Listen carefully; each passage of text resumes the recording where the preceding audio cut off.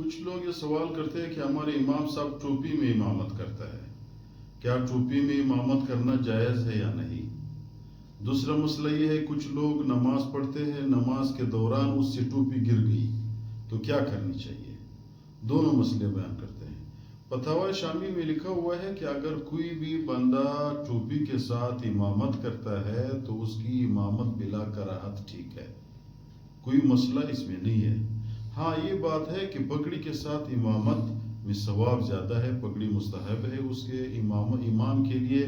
وہ یہ بھی لکھا ہوا ہے کہ امام کے لیے ایسے ہیئت بنانا چاہیے کہ مقتدی اس سے محبت کرے، ایسے ہیئت نہ بنانا چاہیے کہ مقتدی اس سے نفرت کرے، مقتدی کو اس کی وہ اعمال اچھے نظر نہ آئے۔ مثال کے طور پر وہ کہتے ہیں کہ یار امام نے بال بنایا ہوا ہے، کبھی بالوں کو ایسا کرتا ہے۔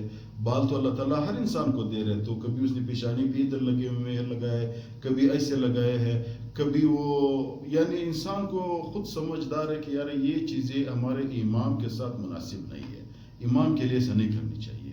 بہرحال بلا کراہت ٹوپی کے ساتھ نماز جائز ہے، فتاوی شامی میں لکھا ہوا ہے۔ دوسرا مسئلہ، اگر نماز کے دوران کسی سے ٹوپی گر گئی تو کیا کرے؟ علماء نے لکھا ہوا ہے، کتاب یہ لکھتے ہیں کہ ٹوپی ایک ہاتھ پہ اپنے سر پہ رکھے، دونوں ہاتھوں پہ ٹوپی نہ اٹھائے۔ کیوں؟ اگر آپ نے دونوں ہاتھوں پہ ٹوپی اٹھا لیا، سر پہ رکھا، تو پھر یہ عمل کثیر بن جاتا ہے۔ عمل کثیر اگر کسی نے نماز کے دوران کر دی ہے تو اس کی نماز فاسد ہو جاتے ہیں۔ ایک ہاتھ پہ ٹوپی سر پہ رکھنا ٹھیک ہوتا ہے۔